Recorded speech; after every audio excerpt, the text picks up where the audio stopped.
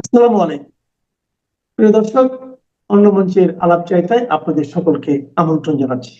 সুপ্রিয় দর্শক শ্রোতা মণ্ডলী, আপনারা এই মুহূর্তে আমাকে যে যেখান থেকে দেখছেন এবং পরবর্তী যে যেখান থেকে দেখবেন, আপনাদের সকলকে জানাই আমি আমার প্রাণঢালা অভিনন্দন এবং শুভেচ্ছা।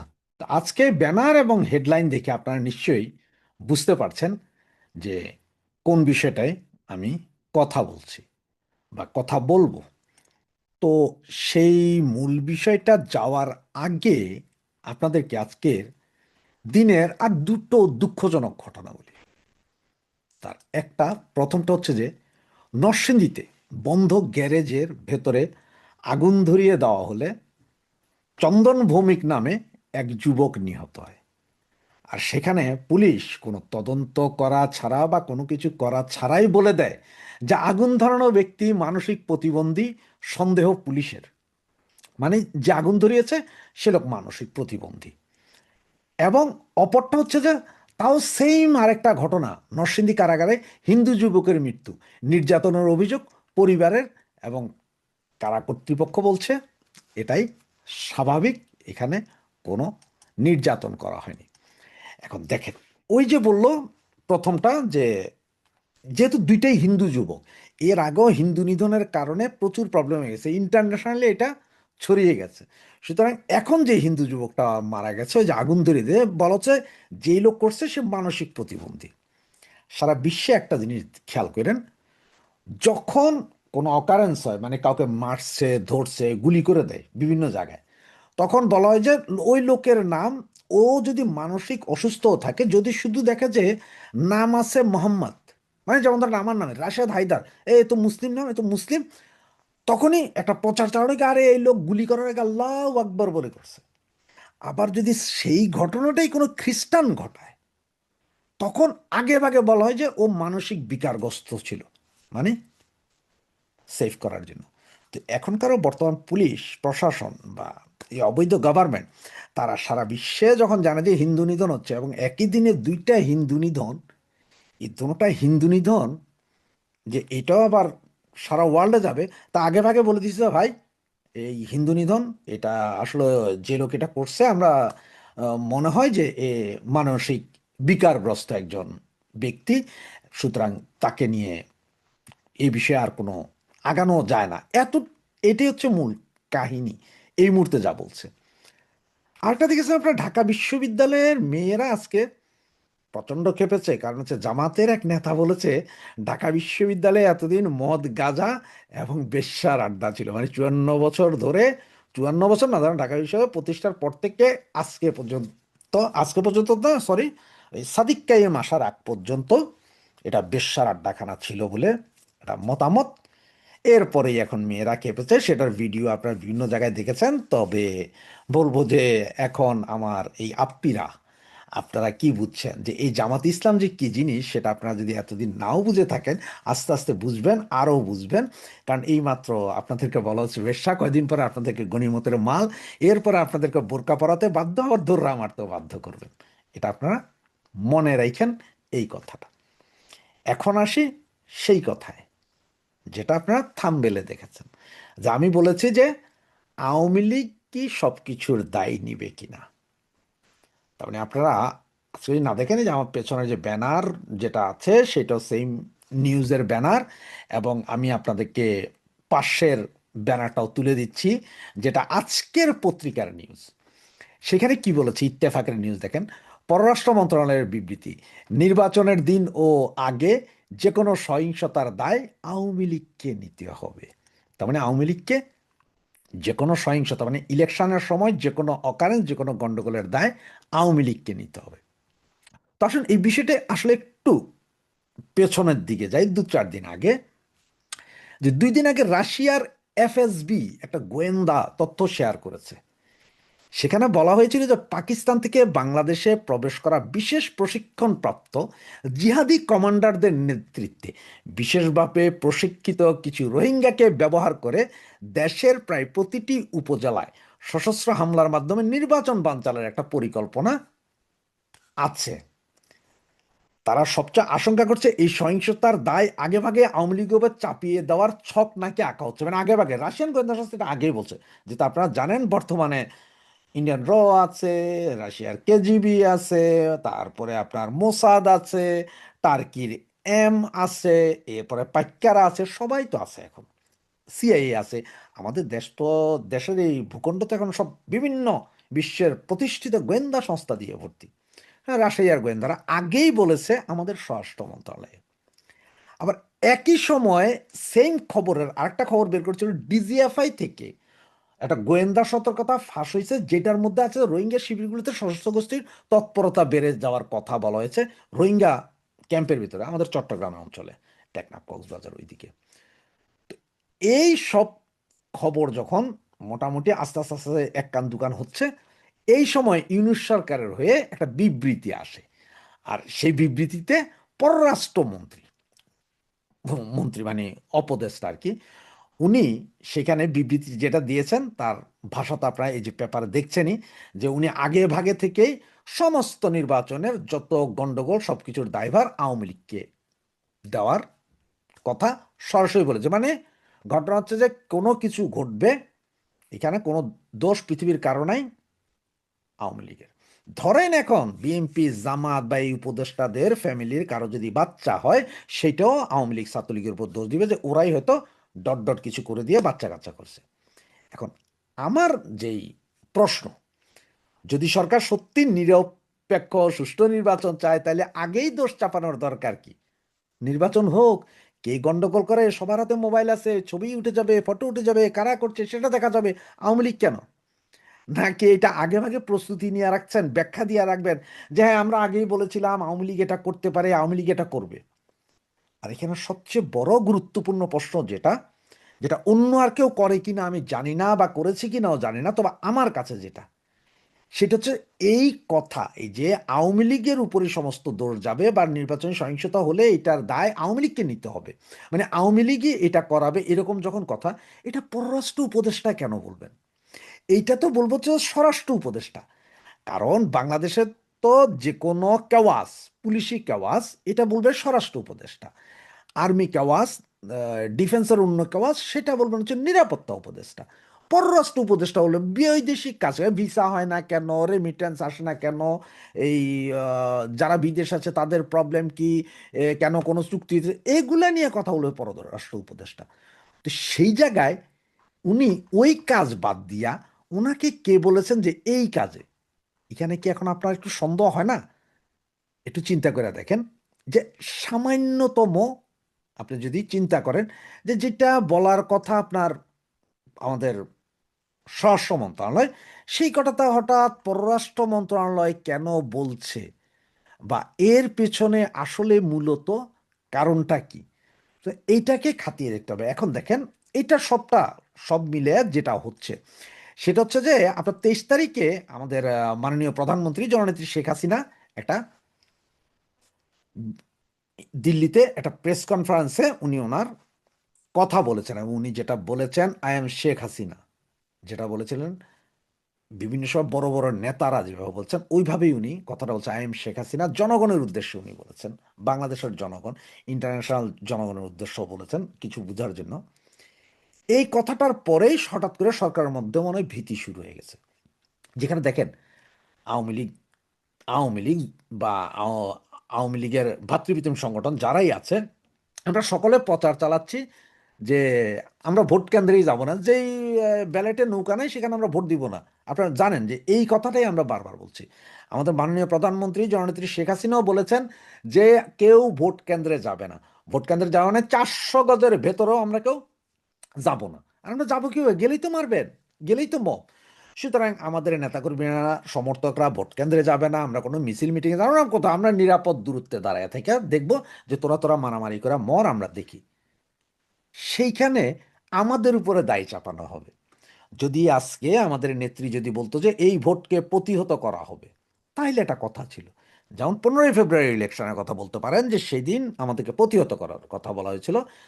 সেই সময় আমরা সারা বাংলাদেশের ম্যাক্সিমাম ভোট কেন্দ্র আগের দিন রাতেই জ্বালিয়ে পুড়িয়ে সরকার করে দিয়েছিলাম, মানে দৌড়ের উপর ছিল। এইবার তো নেত্রী তো সেটা বলে নাই, নেত্রী বলছে যে যে ব্যালেটে নৌকা নাই, নো ভোট, নো ভোট, মানে আমরা দিব না। বিএনপি, জামাত, এনসিপি সবাই এখন আমাদেরকে তেল মালিশ করতেছেন যে আপনারা আমাদের ভাই, এখন আমাদের নেত্রীকে আপা, আপনার দলের নেতাকর্মীরাদেরকে আমরা দেখে রাখবো, এইসব বলে বলে আপনারা ডাকতেছেন। এই মির্জা ফখরুল ইসলাম আলমগীর, এই যে জামাত নেতা অমুক তমুকেরা সবাই ডাকতেছেন না, এখন তো আওয়ামী লীগের আব্বা আব্বাও ডাকতেছেন, এরপরও নিতে পারতেছেন না।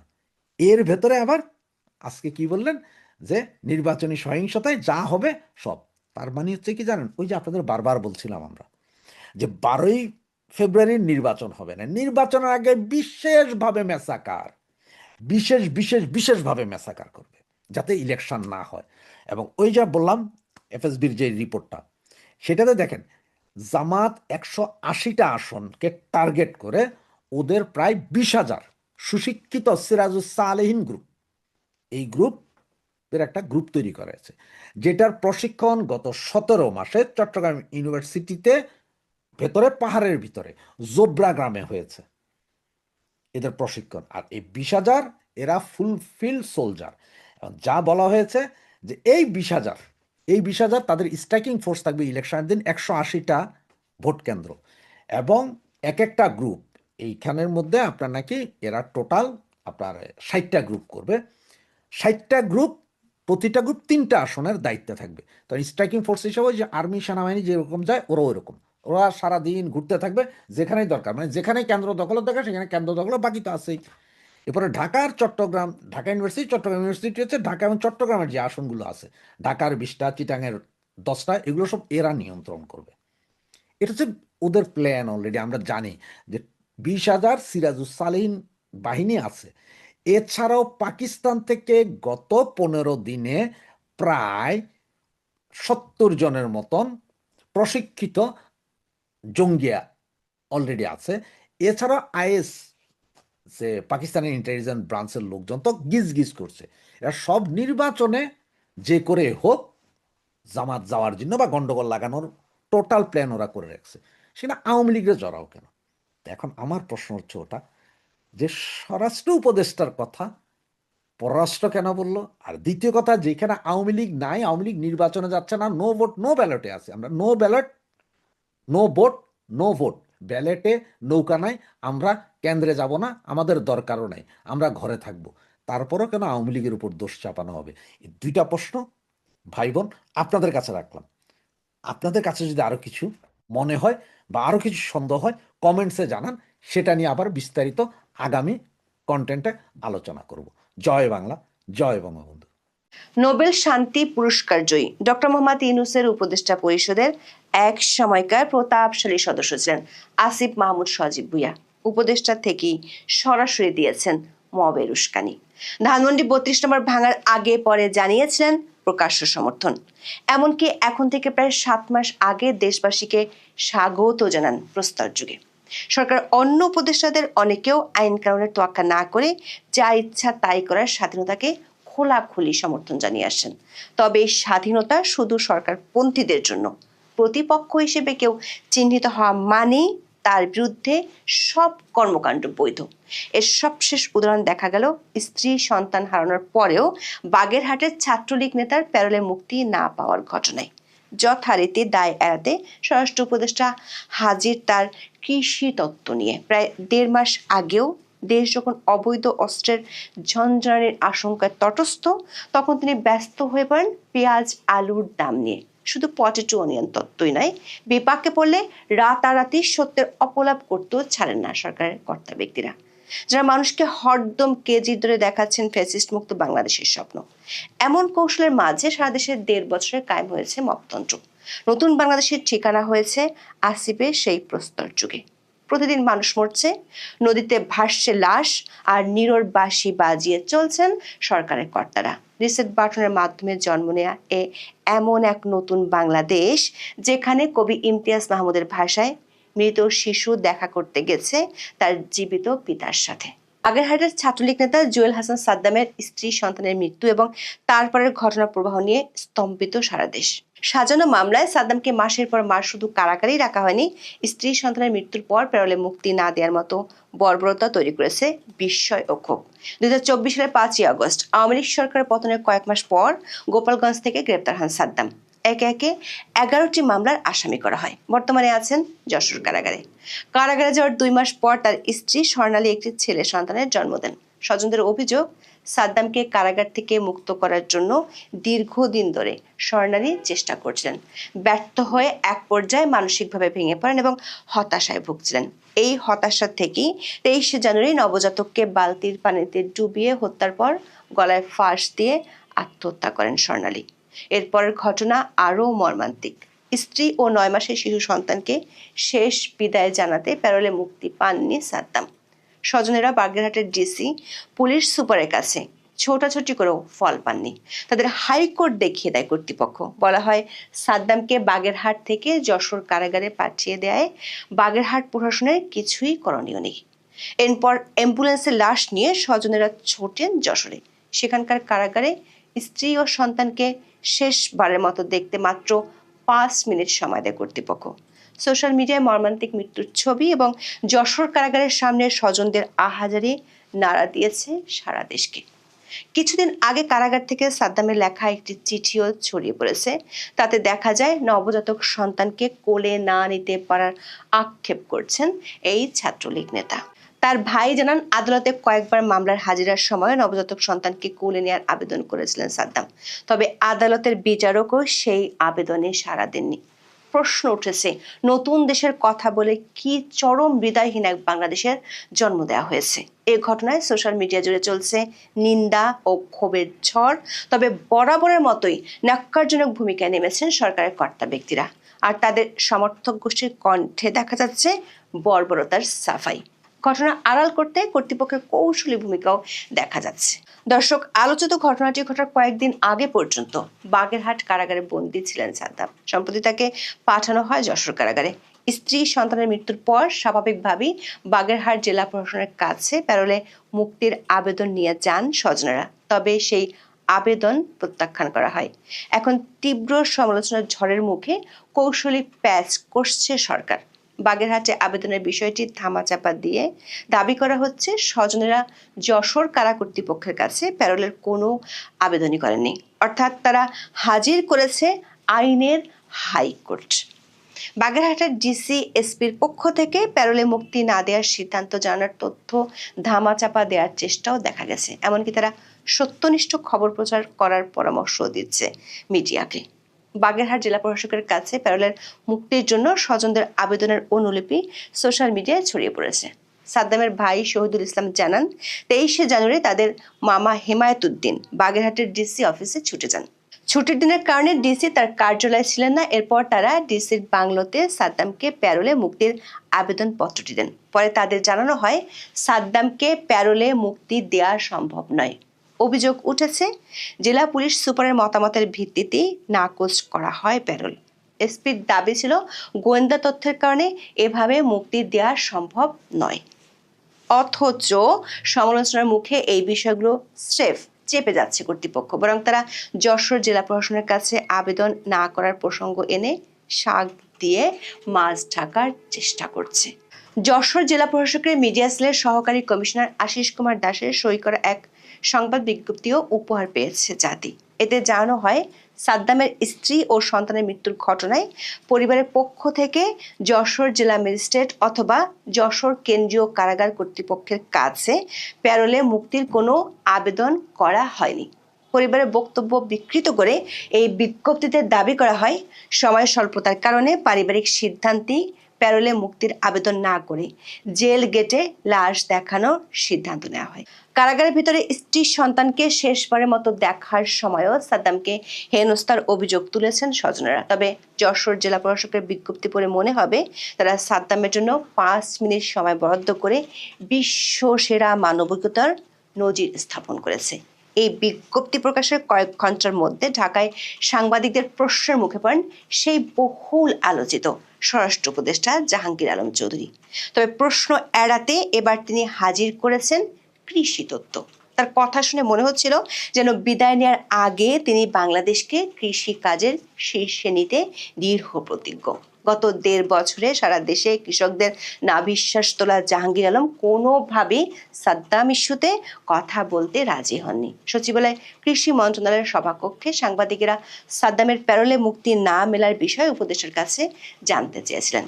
মুহূর্তে বদলে যায় তার মুখভঙ্গি। বলেন, কৃষির বাইরে অন্য কোনো প্রশ্নের তিনি উত্তর দেবেন না। সাংবাদিকরা বারবার একই প্রশ্ন করেও সুবিধা করতে পারেননি। একজন সাংবাদিক ষষ্ঠ উপদেষ্টা হিসেবে তার দায়বদ্ধতার কথা তুলেছিলেন। জবাবে উপদেষ্টা বলেন, না, তিনি দায়বদ্ধ না। আজকে তিনি কৃষির জন্য ডেকেছেন, কৃষি ছাড়া আর কিছু বলবেন না। তবে এক ফাঁকে দাবি করেন তিনি ছাত্রলীগ বা আওয়ামী লীগের কাউকে জামিন না দেওয়ার বিষয়ে কোনো নির্দেশনা দেননি। সরকার শুধু অপরাধীদের জামিন দেওয়ার বিরুদ্ধে। অথচ গত সেপ্টেম্বরে উল্টো কথা ছিল স্বরাষ্ট্র উপদেষ্টার কণ্ঠে। চট্টগ্রামে 24শে সেপ্টেম্বর তিনি সাংবাদিকদের জানান, আওয়ামী লীগ ও সহযোগী সংগঠনের নেতা কর্মীরা যাতে সহজে জামিন না পান সে ব্যাপারে চেষ্টা করছে সরকার। বলেন, আইনের আওতায় আনার পরেও অনেকের জামিন পেয়ে যায়। সরকার চেষ্টা করছে কেউ যেন আর সহজে জামিন না পায়। আরেক আলোচিত উপদেষ্টা আসিফ নজরুল তো সম্প্রতি বিচারকদেরও পরোক্ষ হুমকি দিয়েছেন।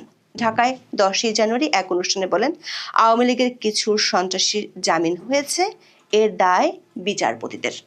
প্রধান বিচারপতির দায়িত্ব ছিল তাদের অপসারণ করা। দর্শক, এভাবেই চলছে ইচ্ছেমতো আইন বিচার ব্যবস্থার উপর সরকারের সরাসরি খবরদারি। তবে সমালোচনা তীব্র হলে নেওয়া হচ্ছে শাক দিয়ে মাছ ঢাকার কৌশল। স্বরাষ্ট্র উপদেষ্টা কৃষি তত্ত্ব হাজির করার পর মন্ত্রণালয় থেকেও এসেছে সেই যশোর জেলা প্রশাসনের বক্তব্যেরই প্রতিধ্বনি। স্বরাষ্ট্র মন্ত্রণালয়ের সংবাদ বিজ্ঞপ্তিতেও দাবি করা হয়, সাদ্দামের প্যারোলে মুক্তির বিষয়ে তার পরিবারের পক্ষ থেকে যশোর জেলা প্রশাসক ও জেলা ম্যাজিস্ট্রেট কিংবা যশোর কেন্দ্রীয় কারাগার কর্তৃপক্ষ বরাবর কোনো আবেদন করা হয়নি। পরিবারের মৌখিক অভিপ্রায় অনুযায়ী যশোর জেলগেটে স্ত্রী ও সন্তানের লাশ দেখানোর সিদ্ধান্ত হয়। মানবিক দিক বিবেচনা করে এ বিষয়ে যশোর জেলা প্রশাসন ও যশোর কেন্দ্রীয় কারাগারের পক্ষ থেকে সর্বোচ্চ সহযোগিতা করা হয়েছে। দর্শক, খেয়াল করে দেখুন, সরকারের সবগুলো ভাষ্যেই যশোর প্রশাসনকে টেনে এনে সাফাই গাওয়া হচ্ছে, এড়িয়ে যাওয়া হচ্ছে বাগেরহাটের ঘটনা। তবে শেষ পর্যন্ত বাগেরহাটের জেলা প্রশাসক স্বীকার করেছেন তারা পেয়েছিলেন সাদ্দামের পরিবারের আবেদন, তবে হাজির করেছেন আইনি মারপ্যাচ। বাগেরহাটের জেলা প্রশাসক গোলাম মোহাম্মদ বাতেন আজকের পত্রিকাকে বলেন, প্যারোলের একটি আবেদন নিয়ে এসেছিল, তাদের বুঝিয়ে বলা হয়েছে যেহেতু সে আছে যশোরের কারাগারে, আবেদন করতে হবে যশোরের জেলা প্রশাসক বা জেল সুপারের কাছে। তবে প্যারোলের ক্ষেত্রে মুক্তি পেলে শুধু ওই জেলার মধ্যে তার প্যারোলের হুকুমটা কার্যকর হবে। এখনকার প্রশাসন তাদের বিষয়ে যশোর জেলা কারাগারেও বলে দিয়েছিল, কারা কর্তৃপক্ষের সঙ্গে কথাও বলেছিল যেন সুন্দরভাবে সঠিকভাবে তাদের মৃত স্বজনদের লাশ দেখতে পারে। তবে এই দাবিও প্রত্যাখ্যান করেছে সাদ্দামের পরিবার। ছোট ভাই শহীদুল ইসলাম বলেন, বাগেরহাটের ডিসি নাকি পরিবারকে সবকিছু বুঝিয়ে দেওয়ার দাবি করেছেন, তবে তিনি এ ধরনের কোনো কথাই বলেননি। তিনি এমন পরামর্শ দিলে তারা যশোরে যোগাযোগ করতেন। শেষমেশ তারা নিজেরাই যশোরের জেলারের সঙ্গে যোগাযোগ করেছেন। পরে কারা ফটকে কয়েক মিনিটের জন্য ভাইকে তার সন্তান ও স্ত্রীকে দেখতে দিয়েছে। তিনি আরো বলেন, তাদের তো এসব প্রক্রিয়া বোঝার কথা না, আমলাদের আমলাতান্ত্রিক জটিলতার কারণেই এই পরিণতি হয়েছে। এভাবেই এক নজিরবিহীন বর্বরতার দৃশ্যায়ন হলো বাংলাদেশে। সাবেক উপদেষ্টা আসিফ মাহমুদ যে প্রস্তর যুগে স্বাগত জানিয়েছিলেন, সেই যুগের সম্ভবত এটাই স্বাভাবিক দৃশ্য। প্রশ্ন হলো, এই প্রস্তর যুগে আরো কি কি অপেক্ষা করছে বাংলাদেশের সামনে। এখন এই পর্যন্ত, সবাই ভালো থাকুন, সুস্থ থাকুন, নিরাপদে থাকুন। দেখা হবে। বলে না যে যত দোষ নন্দ ঘোষ। তো যখন কেউ পারে না, কোনো কিছু পারে না, তার কন্ট্রোলে থাকে না, যে একটা ব্যর্থ, যে অকর্মণ্য, অপদার্থ একটা সরকার যদি থাকে কোনো দেশে, সেই সরকারের পক্ষে এটা বলা সম্ভব। ধরেন বাংলাদেশে এখন কোন একটা আকাম কুকাম হয়েছে, আমি হোসেন মোহাম্মদের সাথে দোষ দিয়ে দিলাম যে স্বৈরাচার, 80 দশকের স্বৈরাচার হোসেন মোহাম্মদের সাথে। এই সরকার এখন যা বলতেছে অনেকটা এরকম, এরশাদ মনিরা কঙ্কাল হয়ে গেছে, তার দল জাতীয় পার্টি শুকাইতে শুকাইতে অবস্থা খারাপ। এইরকম একটা অবস্থা বাংলাদেশে। আওয়ামী লীগ আপনি কোথাও কোনো কর্মসূচি, আগে যে টুকটাক ঝটিকা মিছিল করতো, কোনো একটা কৌশলে হোক আর যে কারণে হোক, সেটাও তো এখন স্থগিত, সেটাও নাই। এরপরেও এখানে ওসমান হাদি পড়ে গেলেন, ওসমান হাদিকে সরিয়ে দেওয়া হলো। তারপরে যুবদলের ছেলেটাকে কারণ বাজারের পাশে ইন্দিরা রোডে সেইখানে আধিপত্য বিস্তার বলেন আর অন্য কোনো কারণে বলেন, ফেলাই দিল, শেষ। এই যে সেদিন কেরানীগঞ্জে হযরতপুরে বিএনপি সেক্রেটারি শেষ।